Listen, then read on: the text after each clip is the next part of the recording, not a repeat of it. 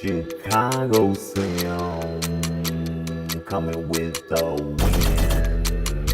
Super Puppy Podcast, the best podcast, Super Puppy Podcast, the best. This is Super Podcast, Puppy Podcast, the best podcast.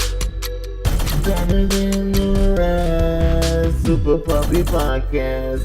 Busting shots in your ass, Super Puppy Podcast.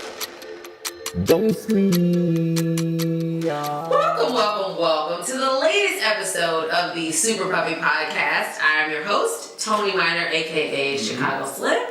And the name of this episode is Dhalsim's Revenge. I didn't approve of this. If you know anything about Street Fighter, which I grew up playing, did you grow up playing it? Of course. Did you beat it? Man, I'm in it. I think I was more a Honda person. Oh, really? With that arm, like. Oh, yeah. I liked E Honda because he was just wild with it. Yeah, I think I was basically all the characters. I was even the girl where she does the quick. Oh, yeah, Chun-Li. Yeah, she does the name. Yeah, she would like come in like. Yeah, she killed it. She knows it. Yeah. So my guest today likes to refer to himself as the maybe Dhalsim's doppelganger. I've had many doppelganger instances. Barack Obama. Barack Obama, actually. And also Peel. Michael Key. Yes, Michael Key. Mm-hmm. But his real name is comedian that you all know and love. Simone is with us today. Welcome, Simone. Thank you. Great to be here. Thank you for having me. Hey, Sean, how you doing? Hey, You in the house? Okay, like I said, the name of the show is Dhalsim's Revenge. I only say that because my guest does resemble Dhalsim a little bit. There's something there. There's definitely something Well, there. Dhalsim's arms and legs were stretched. Do you have any? Yeah, actually, I'm gonna get Sean right now just for no reason. I'm actually gonna text him. Ow, you're supposed to say ow. Just to add to the illusion. Yes. So you may be able to find Simone on leftistpanda.com. This is right. He has been seen many places. He'll be at the DC Improv soon. This is right. Opening for Namir. And this will be the week of the 17th, so that's pretty awesome. Yes. Actually, excuse me, the 19th through 22nd, I'll be at the DC Improv, so pretty excited about that. Doing well. He's been at the Arlington Draft House, Kennedy Center, State Theater, Comedy Store. Mm-hmm. You travel all over New York, LA, just worldwide. This is true. Cape Town, South Africa, Reykjavik, Iceland, Paris, France. Slinging these jokes. Word. And people are just, give us more. Yeah, I learned people laugh differently in different countries. Yeah, what do you mean? You know, like in France, they're like, Actually, no joke. And the baby's like, no, actually, in Iceland, the opening line I had, they were so excited to have a non-Icelander person. I literally just said this, and the crowd was into it. I just said, I heard there's a black dude telling jokes around here, and that was it. And they're like, yes! They went crazy. Thor got up through an axe. It was nuts. We heard it too. Iceland, bruh. And then also when I was in Cape Town, I was like, oh, I'm on the continent. Right. And then it was great. And then I missed Russell Peters, unfortunately, by a week. He apparently dropped in that place that I dropped in. Okay. And but they were like, oh, he's American black. like they were looking at me like. And then I was like, well, I'm actually, Ethiopian roots, but definitely Americanized culturally. And they're like, oh, I'm confused. like, I love it. But when I went through the Dhalsim, they definitely knew the Dhalsim reference. Oh, really? That's how deep it was. I didn't realize. Yeah, for real. Yeah. I thought that was like an American thing. Oh, international. Everyone knows Street Fighter. Yeah. Get out. Way to go. It worked. Who made that? Comic-Con or something? I don't know. Okay. Japan. Yeah. Okay. You've opened for Amir K. Mm-hmm. Bob Marley. Mm-hmm. Not Is This Love, Bob Marley. No, that would be another Bob Marley. That would be the hologram version.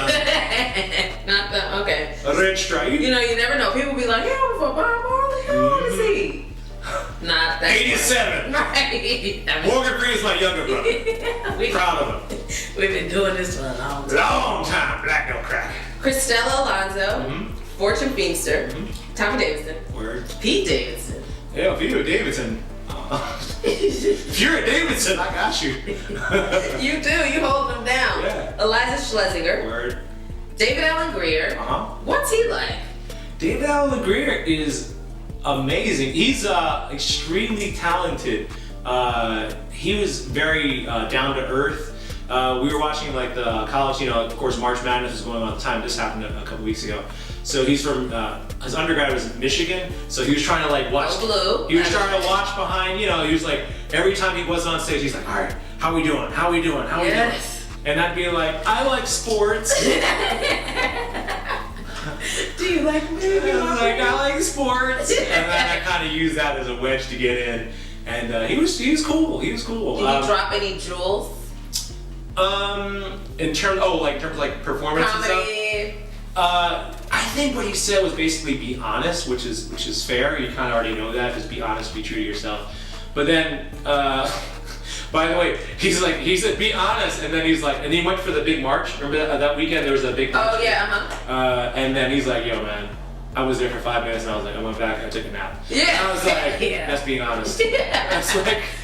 Good for you. I was like, perfect. And you live your truth. You live your truth. He's like, yo, I had a great t-shirt. He's really proud of his t-shirts. That's what I heard. He had a great t-shirt. He seems like a really nice guy. Yeah, he was very cool. Nothing but positive stuff for him and Tommy Davidson. Eddie Davidson.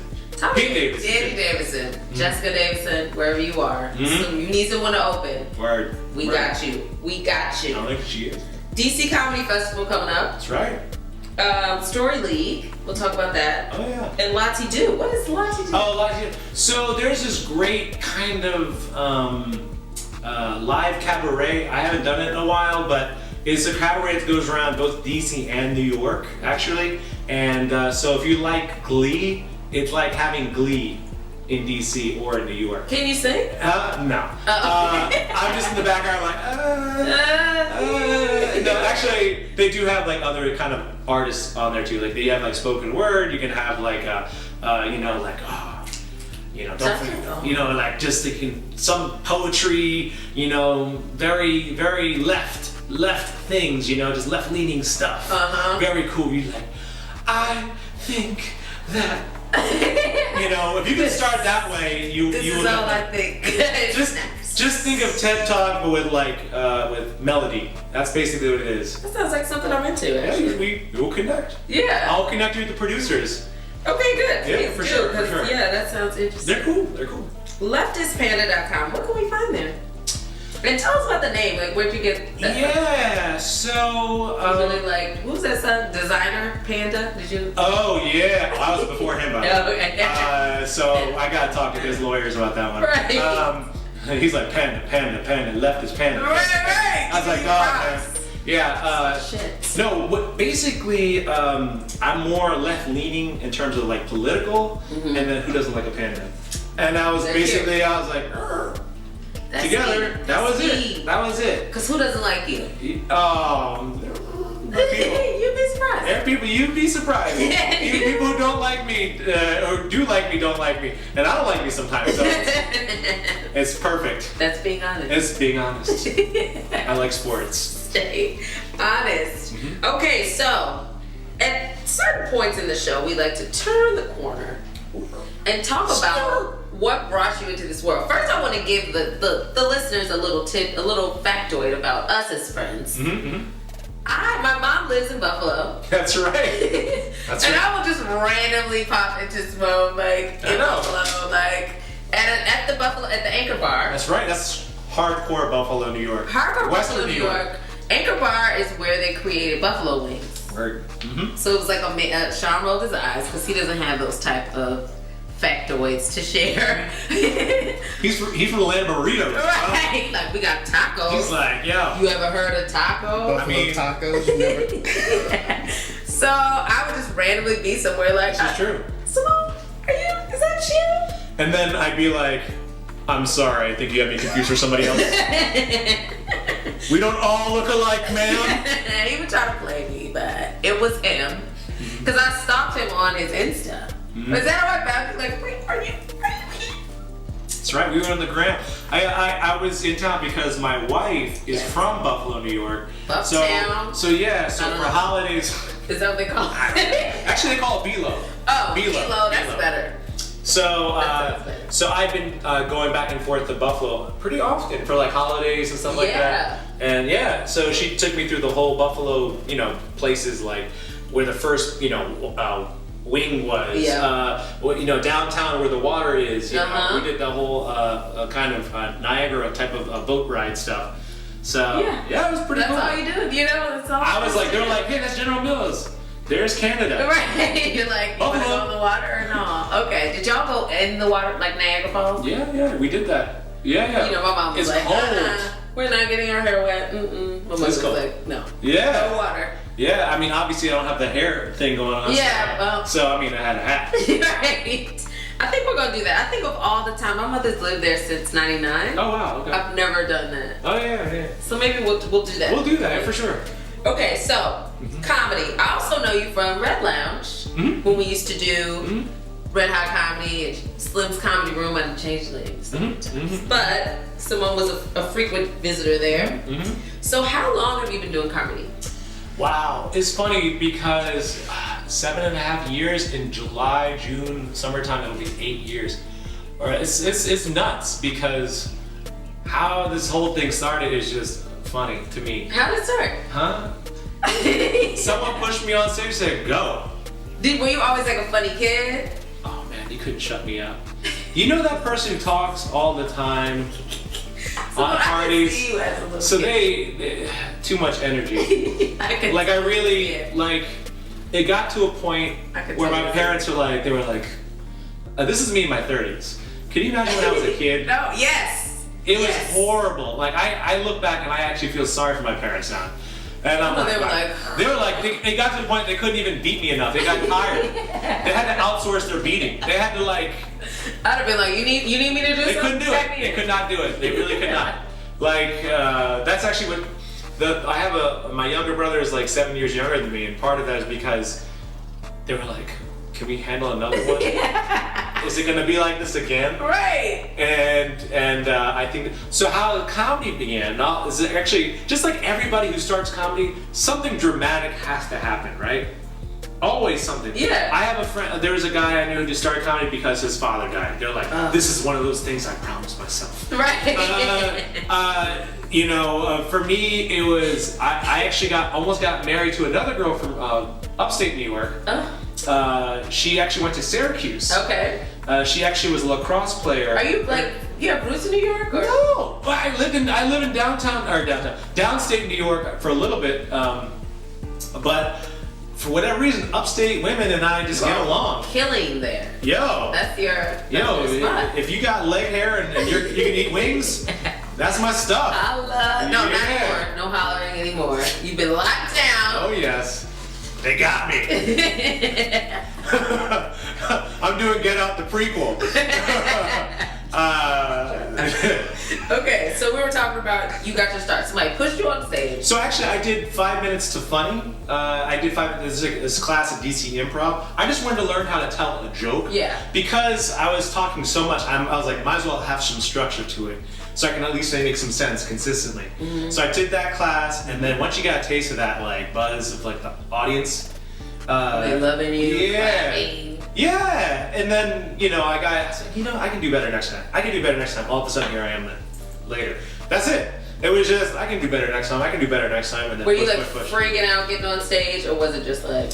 Yeah, you always get nervous, but it's a matter of it's a good energy. It's because I've always done some kind of performance. I used to do martial arts back in the day, so I did performances with that. Dhalsim, That's what we said, Dhalsim. I'm flexible, and my pants be tight. So they do be tight for no reason. But I think that's all those things combined with just being that loud person. And what happens is it gets it out of my system such that in my normal life or off stage, I'm actually pretty chill, relatively speaking.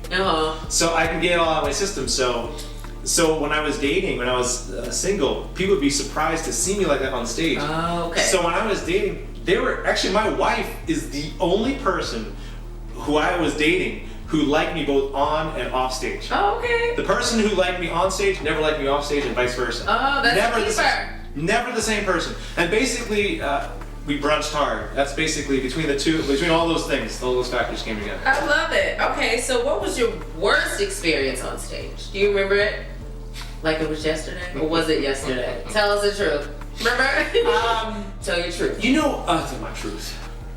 Well, Oprah. Oh, yes. Yes. You heard it here first. Oprah. With the Superman. Right. Sure. Super. You know, it's okay. I definitely have bombed. Everyone bombs. Again, I think I have a pretty good winning percentage though, as far as pretty good. But definitely the losses, you know, which happen, especially in the beginning, but happens also when you try newer stuff. I definitely was booed off stage. Oh. I definitely was played off stage while being booed off stage, and it actually brought a couple together. So it was a weird situation where my demise brought people together. So it was great in a way. And also, what do you mean? Can you tell us this? So, and I've said this on stage, kind of a mix of this. So I was maybe 3 months in. I was at this place where they weren't really focused on comedy. It was art, and you know, anytime you do those kind of non-focused comedy, they don't really care as much. They don't really, you know, it was more music and like they actually do like live art painting throughout the show. So at the end of the show, they would have like a painting. Mm-hmm. So when they finally got to me, it was like 11, and you know, I wasn't good enough. I maybe I had a few more drinks than I should have. So I wasn't even like on top of whatever I was saying. And I went and I did my material, and they were just like not paying attention. They were like, "This is terrible," and they booed me. And they played Sandman, like if you ever watched the Apollo. Now I forgot to mention this. The host, you know, he was trying to clown me like in the beginning, where he was like, "Hey, you know, like, oh, we got Keegan Michael Key." And here's the thing, though, and I struggle with this because I didn't know that you're not supposed to go hard at the host. Like, and I made fun of him. I like said, "Man, you look like Rick Ross with AIDS or something like that." I said something like that. What does that look like? Like Rick Ross right now, apparently. Right. He lost a lot of weight apparently. But I just said something like that, and I got a couple chuckles. There was this one dude in the front with gold teeth, and he liked that because he was like, it was more like a burp chuckle. Yeah. Like I knew he liked it, and I think because I haven't found the happy medium when you tease someone. I can tease someone now and not go too hard. Yeah. But in this case, I was still newer, so I didn't know I just went hard. You were like, hard. yeah. And then I could see like the scowl on his face, so I knew it was like if I was to fall, he would be on top of it, and that's exactly what happened. So I was bombing. They booed me. They played and he couldn't wait to come out. He was like,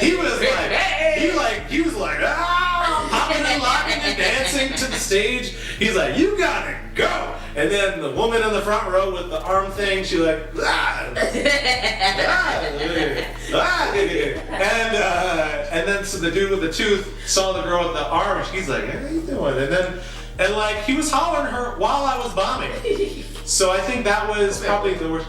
And I was just like, "Wow, this is awful," and I just left. And I tried to redeem myself immediately by going to the next bar and trying to do a comedy set there. It worked out all right in that case.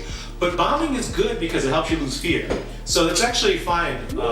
And also, you shouldn't be afraid of bombing because sometimes that prevents you from actually reaching your true form, your true self-expression. And that's what comedy should be.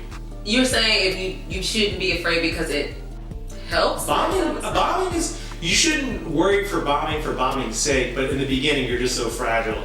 You're just like, They didn't like me. Like it's personal. Yeah, you should, you know, but again, thick skin, that comes over time, that comes with scars, it comes with things. So, you know, I'm sure I'm unhealthy in other ways, but now I'm okay with it.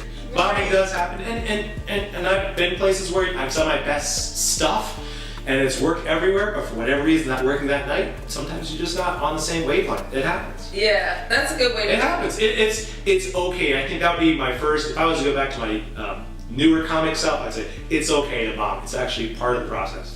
Well, Yeah, it's part of the process. We like to help people out. Mm-hmm. So, who are some of your inspirations? So, who's your favorite comedian, and how do you find inspiration to be yourself? Mm-hmm. I think everyday people are the funniest. Of course, parents are funny. Of course, my immigrant parents, in particular, my father is very funny. Like a lot of parents are funny without even trying. Everyday people I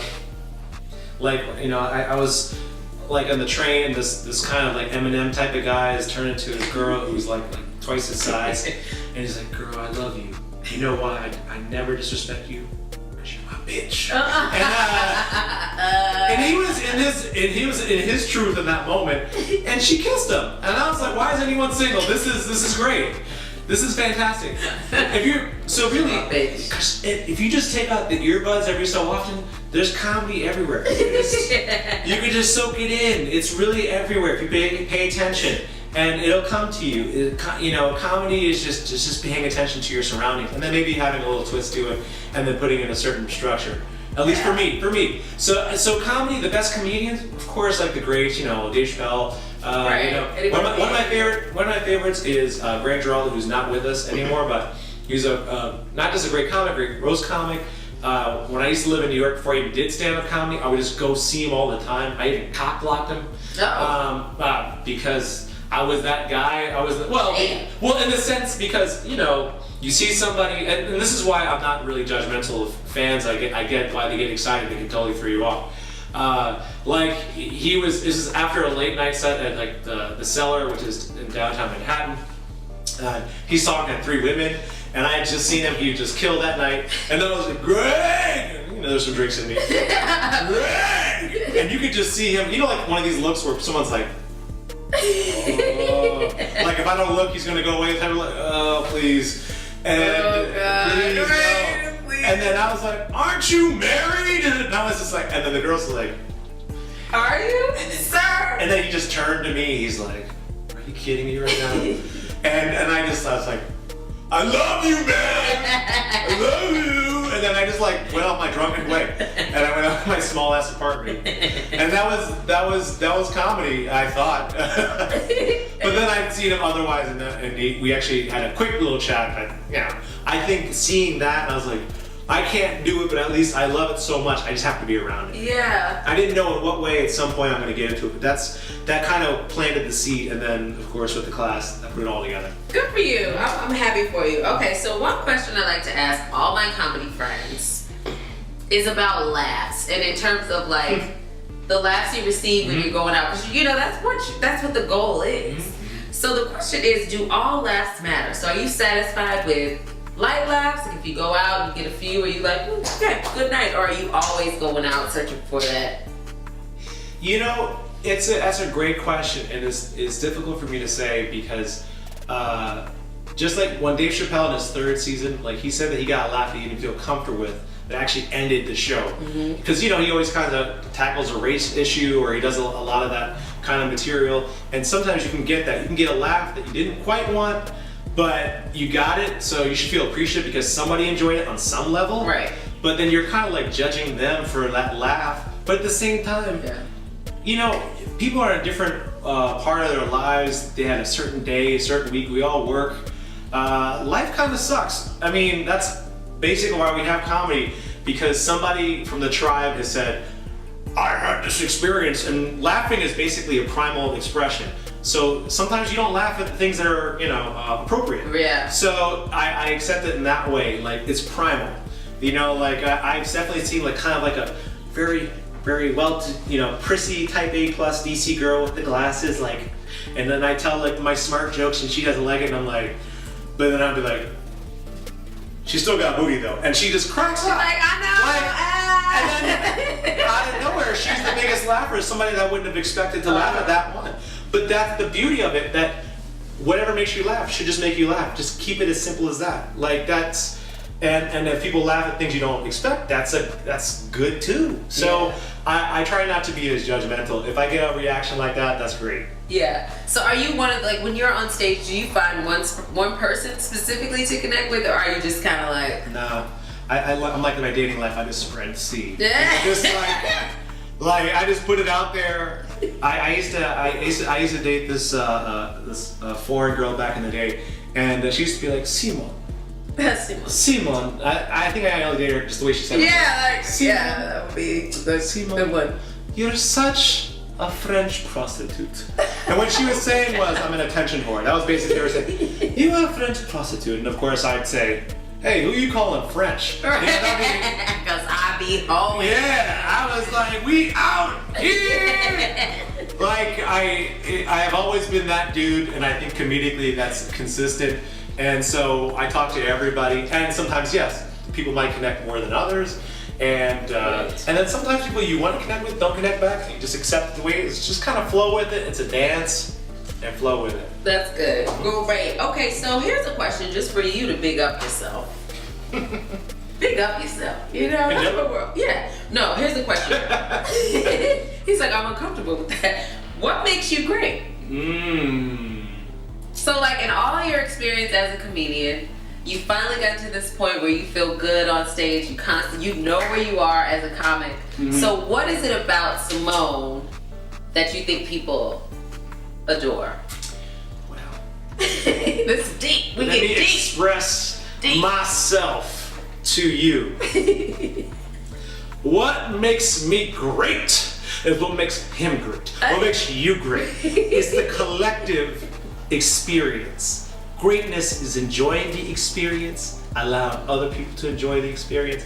Actually, you know what? Actually, my goal is comedically is no matter what people look like. Again, it's that wavelength. Earthquake happens when especially my boy over here from West Coast knows, like when the bridge vibration and like the earth vibration kind of are in sync. That's when the earthquake happens. So comedically, I'm trying to get that earthquake, I'm trying to get that wavelength. Nice. So sometimes people might not be in a good mood. Maybe something happened in the news. Maybe you came to that big march, you know, and people are like, oh man, it's kind of a heavy day, you know. Then you kind of lighten the mood. So basically get the temperature. So I think I'm not going to say I'm great. I'm going to say I'm getting better at reading the temperature and getting on that wavelength. But that's getting better. Greatness is, you can't claim greatness. You can certainly reach for it, but greatness, I think, was it my fellow bald brother, Dwayne The Rock Johnson? I think he said, I'm quoting Dwayne The Rock Johnson. Yeah, that's okay. We love him. He's great. Well, I'll quote Ric Flair first. Woo! And, What did he? Ric Flair dropped. So he actually, Dwayne Rock Johnson, I think, said, when you're good, you say you're good. When you're great, other people tell you. Hey. So I think. Well, I'm telling you, brother. Damn, and you're great too. Well, give me one back. This is why wavelength. You look. Does it go like that? Here you go. Earthquake! Oh yeah, Sean, you great. You great. No, I'm just No, do you want to put your hand in the camera? Okay, all right. Sean's great, everybody. Sean is great. I used to know him back in the day as DJ LP. DJ LB in the house. I used to call him DJ Lightskin. That's what people like. Is LB light skinned, brother? No. Yeah, a lot of people. Did people ask you that? Yeah. Lightskin brother. I just literally made that up. Well, thank you for playing. So, what are you up to next? Give us your plug yourself. Well, there are a few shows, and there are a few. So there is a great little festival coming up. It's called DC Comedy Festival. Boom, We actually, boom. it's located here, but actually we have people coming from all over the country, which is exciting. Let's see here. Where am I? Because there are quite a bit of shows. Okay, well maybe in the next month. Yeah. Next week. Let's see here. Here we go. Oh, I actually have MGM Casino coming up on the 17th. That's beige. That's not bad. Yeah. I got, there's also apartment shows. I'm doing a lot of apartment shows. One in downtown Silver Spring, and I'm hosting at DC Improv for Namer, another one-name comic. It's kind of awesome, and a comedy show on the Wharf, the DC Wharf. So a lot of local comedy. I'm trying to get back internationally because that's a good mix. Because it's certainly great to do local stuff, but I'm trying to get back out there internationally. Yeah. So there's some stuff in the works. We'll see what happens. Oh, well, we wish you the best. Thank you. So what apartment shows? What is this? So there's actually a trend in DC, as you know. Of course, bars are typical spots. Theaters are, if you're lucky enough to get theaters, clubs. But there's a trend now where people like hire-end real estate or apartments, and they're like kind of like common or kind of entertainment rooms. Oh, okay. They're having kind of like an event for residents, almost like a resident appreciation event where different apartment buildings will host comics to come to the residents and perform for the actual residents. Now, those have been very well attended because, again, the audience is just upstairs. Yeah, they're just coming downstairs. Right here. Now, they're not always invested in the comedy so much, but they certainly are appreciative, and those have been very good and pays, so there I am. Yeah, boom. I was Yeah. gonna ask that question, Yeah. but I don't know. Because I think I had a coworker ask me about an apartment show, and I wasn't familiar. I knew some of the names. I think Chelsea was at one, and so I was just kind of like, oh, I need to get some more info. Yeah, but and they're there's- paying, boom. They're paying, and you also get more time as a comic too. So you have time and money. So, and we were talking about how potentially grimy comedy can be, which is fine. Yeah. But then you have the difference. Now you're in a nice setting. People are nice. You're generally in a visible space where you can see people you're talking to, and vice versa. Yeah. So now people are a little bit more aware of what they're laughing to. There's something psychological about being in the dark where you feel like you can be that creepy voice. I'm looking at the penguin over here. You know, you can laugh at more inappropriate stuff. So when lights are on, people don't feel as like out there with their laugh. So that means the material is a bit. It's you don't curse. It's more yeah. People who are really good at like those club comics, or you know, who kind of go a little harder, more blue, don't typically do well. But again, it does. They're like, motherfucker. Yeah, it's hard to say that, and like you're laughing, and you're like next to your person who lives in 6B. You know, like you are the dude who likes that nasty stuff. Right. So that's I think that dynamic is there for sure. Oh, okay, great. Okay, great. Thanks, Simone, for answering my little comedy questions. Oh, plenty. We're gonna switch gears a little bit again. I know you are pretty good and pretty big on politics. D.C. Yeah, we live in the DC with our friend who's in the office. And speaking of Donald Trump, I found an article that compared. There's two things going on here. We live in DC, right? But I've also been recently watching and catching up on Gotham. Have you ever watched Gotham? The recent one? I saw like an episode. I don't really follow, but I Okay, definitely so know the idea. let me tell you all about it. Please. Okay, so Gotham is like the story of Jim Gordon, who's the chief of police when Batman's around. Sure. So Jim Gordon's like the main character, but he finds Bruce Wayne like right after his parents were killed. So it's like Gotham back in the day when Bruce Wayne was little, but it has all the characters. And they're like younger? And they're younger. Ah. So it's like the Penguin, you got Fish Mooney, yes, the prequel, but strange things happen where you're like, what in the world? But I found this article that compared the Penguin to Donald Trump and says that they have similar life stories. They were abandoned, they had rich parents. Isn't that basically it? Let's figure it out. The first one it says is that they were forsaken and abandoned because the Penguin had parents, but his parents were so appalled how ugly and hideous and unhuman he was that they threw him in the river, so he had no one. Trump's parents didn't renounce him, but a lot of Republicans did. So they're making that connection through the Republican Party, not his family, but that same Mitt Romney called him a phony friend. Mark Rubio claimed he wet his pants. Paul Ryan disinvited him to Wisconsin. Let's dig into that wet his pants. What was that? Do you know what this? Nope. He wet his pants. Okay, no, never mind. Oh, he tried to salvage his campaign with laughter. We won't go down. I see. Okay. So forsaken and abandoned, would you agree with that? Or is that a stretch? You know, I think part of, Donald Trump is an interesting character because he's runs the fault line of politics.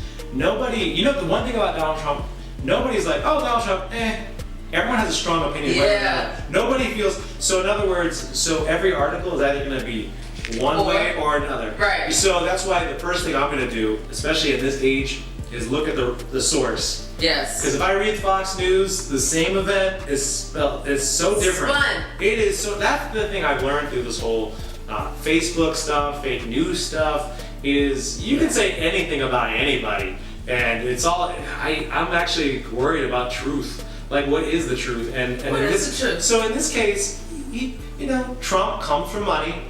He was born into it, and he loves fame, and he's good at manipulating the media. So does he really, like a magician? Does he really care about what he's saying, or does he care about having his name out there? Because the rumor was that his plan was to not become president, but to get his own TV channel, channel. And in essence, he dominates every news cycle. He kind of already has it. And then he's so plugged into the Fox News network that he, in essence, has it also. So, in other words, Donald Trump doesn't. It's hard to say. It's hard to say. He is like, the penguin in the sense that, yes, people are trying to abandon him, but the reality is there are a lot of people who stuck with him. And there's still. And Mitt Romney. Here's the thing about Mitt Romney that is crazy to me. Tell us. And I'm on this. I gotta be careful because I'm in this town. But Mitt Romney, he comes out. Remember before when Donald Trump was the nominee, he came out and had a speech. Donald Trump is a fraud. He's an actor. He's not a real person, right? What happens? Then Utah Congress seat opens up. Now he's all friends with the dude. Right. Remember, he even had dinner with Donald Trump. Donald Trump took a picture with him like this. I saw what you said about me. Look at me now. Look at me now. And then dropped him off and said, "No caffeine for you, Mormon," and then kicked him out. and then now the Congress seat opened up, and now everyone's like, "Well, did you say something about Donald Trump?" And Mitt Romney's like, "I'm not gonna look back at the past." Right now, we're talking about. Could you imagine that? You can't do that in regular life. This is the wildest game I've ever seen. Like, it's tricky. I don't even know what to say. So yeah, he was abandoned. He was abandoned, but guess what? He's got a lot of people pick him up. People that may or may not I want to hang out with him. I don't know, but like, it's a wild story. But the reality is, whether or not you like him, he knows how to manipulate media. He does. What is his secret, you think? He's just been out there for a long time, but he always he was smart enough to know to get in like TV. I'm playing a rich guy. I'm in movies. I'm playing a rich guy. I'm playing a rich guy. He was a rich guy, but is he really rich? And now the question is, to what extent is he doing illegal stuff to be rich? Well, and that's the other stuff. So there's all these storylines. We're gonna find out years later what really happened. But in the meantime, this dude, my brother actually said this, and I believe him now. Donald Trump said so many lies. The one he actually accidentally told the truth. Which, if you remember him saying, "I can go down Fifth Avenue and shoot somebody, my fans will stick by me." That's actually true. It is true. That is the great. And Sarah Huckabee Sanders is gonna be like this. I wish I had someone in my life like this. Like, whatever happens, she's gonna. Right, like, no. So when Donald Trump goes down the street and shoots somebody, this is what's gonna happen. She's gonna come out and say, "Look, Donald Trump was exercising his rights to bear arms. He was shooting in the air, someone decided to get in the way, decided to bleed, and then decided to die on their own like an American." Okay? That was their choice. That was their choice to die, okay? That was and for whatever reason, he decided to get his face in the way of Donald Trump's alligator, shoes. Like, that was what he wanted. I don't know why. So in other words, it kind of doesn't matter. Whatever happens, happens. And unfortunately, we're all watching. We can't do anything about it. And that's what hurts. So let's look at a sillier comparison. Oh, sure. Oh, sorry. I went a little. No, I wanted a little you rogue to. on that. I wanted you to. I was like throwing dollars at you. It's definitely on everyone's mind. But the reality is, this penguin analogy. Sure. I mean, there's so many analogies. Many things. There's so many different ways to skin this one. You can do it different ways. Sure, I agree. To some extent, of course. Okay, so now we're talking about breaking it down all the way down to his eating habits. Mm-hmm. Okay, Penguin has a ferocious appetite, and he adores binging on tiny buckets of raw fish. Oh yeah, he does. When Shrek wants Penguin to greet his campaign staff, he bribes him with raw fish. Mm-hmm. Trump too has a particular appetite. Mm-hmm. It's not raw fish, nor is it almonds, which is what Obama likes. Look, Trump likes McDonald's, KFC, and other kinds of fast food. Yeah, the juxtaposition of an intellectual biracial man of Kenyan descent, Kenyan and Kansas, the intellectual Harvard Law. He was breaking barriers from day one. And then this gentleman, let's call him gentleman for just yes, fun. We could be for respectful. For fun. Because in this town, in some way or another, we touch government, and in some ways our dollars. Yes. And I went to the GW. I made the mistake of going to. Oh, I love the GW. Yeah. How I finance it was an issue. So, just in case. But basically, this is unfortunately the pendulum. Well, pendulum swings both ways. It really does, and in every respect, we're seeing it both ways. You think, well, both ways where? Which ways? So you go from like I said, the intellectual to this. We're not even going. Oh, you thought YouTube comments were just comments? No, this is real life. Like, this is happening. So let me tell you something that I saw a long time ago, and this is crazy because you remember these stories about Nostradamus? Hmm? So there was a story that Nostradamus predicted that there would be a biracial brown president of the United States. Oh, really? Who would be the president, but then his presidency would lead to the Antichrist. Oh, I didn't know this. Okay. And I'm telling you, I know this because She got glasses, I trust her. Yeah, and they're clean. Ah. Some people's glasses aren't clean, but Yeah, might get smudgy. yeah, gotta get you a thing. Oh, please. Yeah, tell me. I gotta buy. Okay, well, we'll Sure, talk offline. Okay. But, and I've been trying to find this clip, but he does say that because what he says is that there will be a biracial president of the United States who then gives birth to who leads to the Antichrist, and then the Antichrist will cause this nuclear bomb that causes the Earth to blah blah blah, and then everything regrows. So I don't know, the timelines. Yeah, I'm cool with that. Yeah, but I was just kind of like, because when Barack Obama became president, I was like, oh snap. Nostradamus predicts, because he predicted all these things. I was gonna say though, if we make a lot of predictions, something's gonna hit. If I throw a lot of stuff, something's gonna stick. It's right? gonna rain. So yeah, you gotta be So. But that's kind of specific. If he said it's gonna rhyme with Osama, that'd be amazing. I think he said Muslim. But when he made the prediction, it was someone of it wasn't, how predictions work. They're not gonna be there's a man named Simone. He will be on the Super Puppy podcast. No. Right. So it was just leading to a brown Muslim man. Of course he wasn't Muslim, but his name could be misconstrued as such. Mm-hmm. And he was gonna be president, and then after his presidency it would lead to the Antichrist. Word. And I'm not calling Donald Trump an Antichrist. But maybe. But I think basically Donald Trump is a middle finger to the establishment for working class people who feel left behind, who demographically feel like they're losing, but it's not but they're using scapegoats as a typical, the scapegoat of the minority and immigrants, but really that's not the issue. It's actually just modernization and machines taking over jobs. But people feel disenfranchised because their opportunities are diminishing, and also the rise of rights between minorities and women have gone up, and they feel like things that are typically were allotted to them they don't have anymore.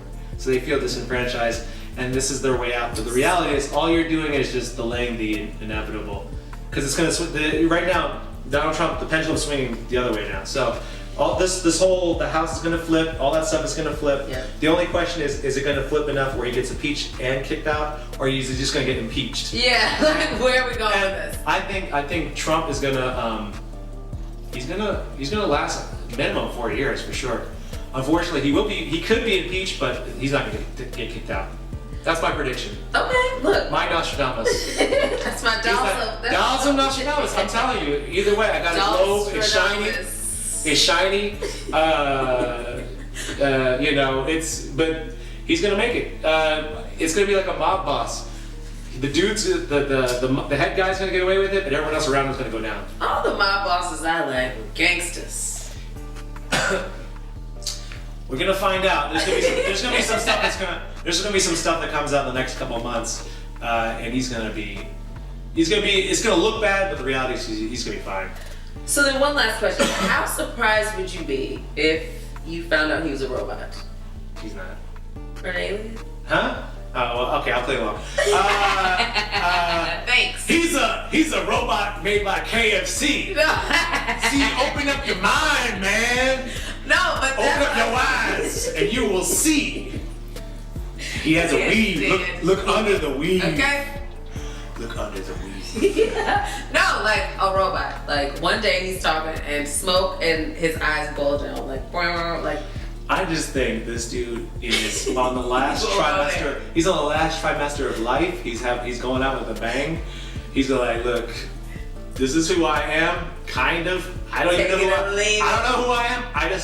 He's one of those guys where the ends justify the means.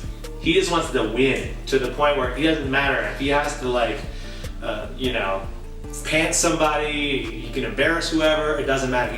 All he knows is I gotta win, whatever winning is in his mind. Ugh, wow. He's just a product, he's in the 70s and 80s, like Wall Street 80s. Yeah. That guy, that is him, like even down to his suits. Like he wears, Rodney Dangerfield suits and he's white Def Jam. He is a middle finger to the establishment. He's a symbol for past establishment. That's why he's Make America Great Again. And he targeted. So he meant great like the 80s, not great like the 1800s. He just meant like great. He meant like establishment. He's playing on. People all have like this nostalgia, like whatever great was. Basically, inner youth was nostalgic. We say the 90s. We say 90s were great. Was it? When we hear 90s music, those are the ones that made it. Yeah, right. We're not hearing all the other stuff. You're not hearing like the stuff that did not make it, like Biggie and Tupac, yes, but that was like, they were exceptional. Yeah. And that lives on. But there were so many things that did not, just because you had a flat top, it didn't work out, right? Like, it didn't matter. Yes, I understand the Running Man, it didn't work out. Similarly, he represents something to the audience that he got. Whether or not that's all he was. He's just playing to a nostalgia that never really was. Well, hopefully we will get to the bottom of it. Yeah, well, not 100%, but where you get to a point where people are gonna go down, but he's gonna get away with it. Is he gonna go to jail? No. Damn it. Nope. I don't even know if I want him to go to jail. Lose some money. He's gonna lose some money, but all he's gonna care about is just keeping on to his buildings, keep up his brand. His life is his brand. Okay. That's all he cares about, because that's why he's going after Amazon. Amazon is tackling, it actually goes against his business interests. Wait, okay, so because they don't pay taxes. They pay minimal taxes because most of their infrastructure is online. So Amazon's taking away small businesses or competing businesses, and they're now becoming one of the larger contracts for the government. And you don't like it. He don't like it, and basically he's just richer than him. I mean, it's just like easily, like a lot. And he's more like, hey, it's just Amazon. And what's the big deal? No, but it still goes against his business in some way, and he knows it. Well, come on, Amazon, we're rooting for you, okay, boo? Don't worry, they already got us. Let me order something right now. I just got my groceries delivered 5 minutes ago. Have you ever done Amazon Fresh? Mm-mm. It's amazing. We'll talk about it. You see? We'll talk about Slim. We'll talk about it after. Simone, this was absolutely a fun time. Well, I think so. I'm so glad you came. I wish you all the best. Hopefully you'll come back when you move to the next level of the career. Yo, I can't wait to open for the next Davidson. I'm gonna tell you all about it. It's gonna be whatever Davidson. Tommy, Louisa, Jessica, Joe. It's gonna be all. I'm just going to the reunion. That's what it is. I'm just gonna go to the cookout and who I open for next? I'll be like, it's Grandma Louisa's 90th birthday. Oh no, we gonna do it. Come on, down. Thanks for coming on. Sean, thank you for filming us again. You. Alexa, you didn't get to meet her. We'll meet her after. See you next time. This is Super Puppy Podcast, and we are out. Chicago Slim coming with the win. Super Puppy Podcast, Super Puppy Podcast, the best podcast, Super Puppy Podcast, the best. This is Super Podcast, Puppy Podcast, the best podcast. Better than the rest, Super Puppy Podcast. Bust your shots in your ass, Super Puppy Podcast. Don't sleep, y'all.